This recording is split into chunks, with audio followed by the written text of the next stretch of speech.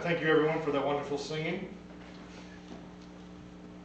And it is my privilege to go ahead and bring forth Brother Dennis, who's going to be speaking to us this morning on the suffering servant at work. The suffering servant at work, the Gospel of Mark. Brother Dennis.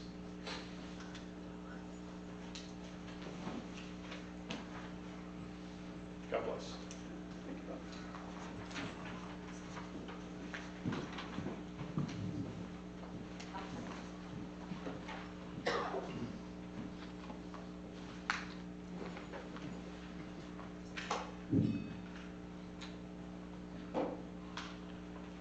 Good morning to you. Good morning. Assume you're all well rested after the tense week we all had. You know, I've always wanted to study the book of Mark, and I feel like it's the left-out gospel, you know, of the gospels that are written. I was thinking of the joke they used to make back when the three tenors were playing together. And everybody knew the name of two of them, but they could never remember the name of the third one. That's the way I think it is with Mark. You know, you got Luciano Pavarotti, you got Placido Domingo, and you have, no one knows, Jose Caro. You know. So that's why I feel Mark is, right? It's we've never done the book of Mark, as far as I know, in my 40 years here, and so I thought now's a good time to do it. So intermittent studies down through the next couple of years, we'll dive into the book of Mark as the Spirit leads us. You know, the beauty of the four Gospels are the different, if you will, pageantries that they each present. Much like the four seasons. When we look at the seasons here in New England, we can't help but notice they each present a different perspective of nature, and each is pleasant and welcome experience. Yes, even snow, Richard. Ask anyone who has lived in a basically one-season state like Florida, and they will tell you how marvelous it is to take in the beauty of God's nature in the fall, when the leaves turn to their incandescent colors, or the shimmering beauty of that first snowfall on the trees, or the breathtaking brilliance when spring comes and the plants and the trees are in full bloom. There's nothing like it. It feels like that when you come to the Gospels. The same material that these men had at their disposal, the same information, the same person, Jesus of Nazareth, and yet you have one slice of beauty and emphasis in one of the writer's work, and a different scene in yet in another's work. You get to the third of the four Gospels, and he has different perspective, and you think, well, that's the complete picture. And then you get to John's Gospel, and you realize that 92% of his Gospel is unique. It's not in the others. And so you have to admit, even John, at the end of his book, he says, if all the books in the world were used, they could not contain the beauty and significance of Jesus' life. Matthew, a Jewish tax collector, presents Jesus as the Messianic king that Israel so long had waited for. So there were numerous references in his book to the Old Testament. You know, a Jew could pick up the Gospel of Matthew and see it much more in it than a Gentile could. A person who is not versed in the Old Testament would not fully appreciate Matthew as much as, say, the book of Mark.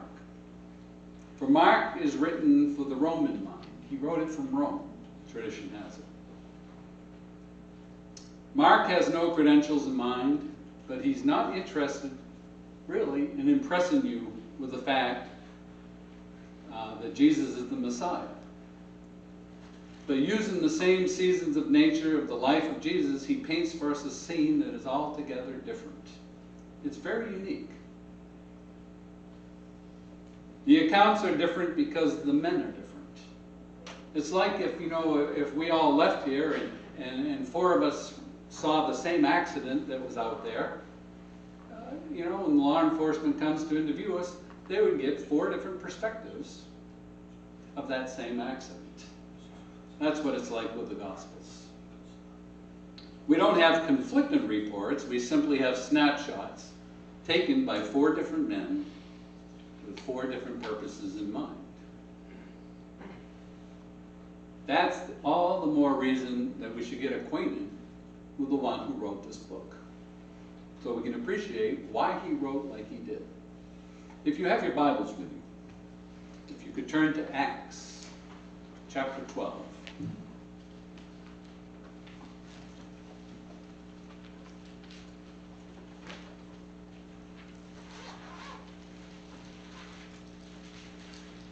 In Acts chapter 12, we can see how this man was raised in the context of his life. As a boy, John Mark was raised in the home of a very devout Christian woman. His father isn't mentioned, so perhaps she was a widower. Perhaps the man had left her. Whatever the reason, her home is always called the home of Mary. The context of chapter 12 is the divine release of Peter from prison.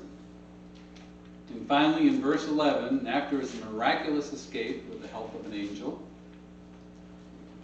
verse 11 says, "And when Peter came to himself, he said, now I know for sure that the Lord has sent forth his angel and rescued me from the hand of Herod and from all that the Jewish people were expecting." And when he realized this, he went to the house of Mary, the mother of John, who is called Mark. There, that's our man. That's the guy we're going to talk about. The one who would later write the gospel bearing his name. And it says there were many gathered there, and they were praying. One commentator that I read said referred to Mary's home as the rallying point that the early church would meet at. There was a place where the prayer meetings were held, a place where believers met, and prayers were offered for the men and women and the apostles who were undertaking to spread the gospel in Jerusalem at that time. Mark was raised in that context, perhaps a bit protected in his home from the blows of the world around him. If you drop down just a little further in chapter 12 to verse 24, you will see the beginning of the first journey to the other parts of the earth with the gospel. Verse 24 says, "But the word of the Lord continued to grow and to be multiplied. And Barnabas and Saul returned when they had fulfilled their mission to Jerusalem, taking along with them John, who was also called Mark." You see, they went to Antioch and he ministered there. And a section of the pastoral staff that was there, they nominated to go on a missionary journey. And those men were Paul and Barnabas. And interestingly, they took with them John Mark as a companion. But if you continue in chapter 13, verse 13, things got a little tough. Something happened to Mark that he would live to regret in his later years. Verse 13 says, "Now Paul and his companions put out to sea from Paphos and came to Perga in Pamphylia. But John left them and returned to Jerusalem." One of the early church fathers, Christendom, a patriarch of Constantinople in 400 AD, wrote in his book a unique view. He says, Mark went home because he wanted his mother. Well, perhaps he was sick. Perhaps he was homesick. Whatever the reason, perhaps he was just too young for the journey. Paul viewed him as a defector, as literally quitting. And Paul wouldn't forget it. The journey was over and they went back to Jerusalem. And they went back to Antioch, chapter 15 of Acts, and Mark's name's brought up again. But now it's a little different. No longer is he viewed as a warm, close companion of Paul and Barnabas. Now he is viewed as a quitter by Paul. Verse 36 of 15 says, after some days, Paul said to Barnabas, let's return and visit the brothers and sisters in every city in which we proclaim the word of the Lord, and let's see how they are doing.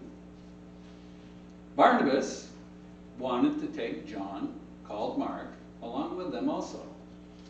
But Paul was of the opinion that they should not take along with them this man who had deserted them in Pamphylia and had not gone with them to the work. And now it turned into such a sharp disagreement. I mean, this was an all-out brawl, not physically, but verbally. And they separated. And Barnabas took Mark with him and sailed away to Cyprus. That's the last you hear of Mark. He drops out of sight for years. You don't read of Mark in any part of the book of Acts again. And only in a couple places in the New Testament.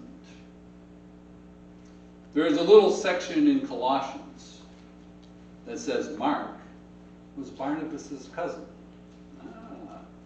Which might add to the forgiveness that Barnabas had when Mark had deserted him. He was willing to forgive because, blood is thicker than water. And he was a family member. Certainly Mark, being young, thinking Barnabas, he deserves to be forgiven and to be brought back into this role as a young minister. But Paul wouldn't have anything of it. However, he did soften. If you turn to Colossians chapter 4, down in verse 10, Paul says, Aristarchus, my fellow prisoner, sends you his greetings. And also, Barnabas' cousin, Mark, about whom you received instructions. If he comes to you, welcome him. Wouldn't you like to know what those instructions were about Mark? Perhaps now the letters of endorsement, because his feelings have changed towards Mark. And he also calls him something else. In verse 11 he says, and also Jesus, who is called Justice, these are the only fellow workers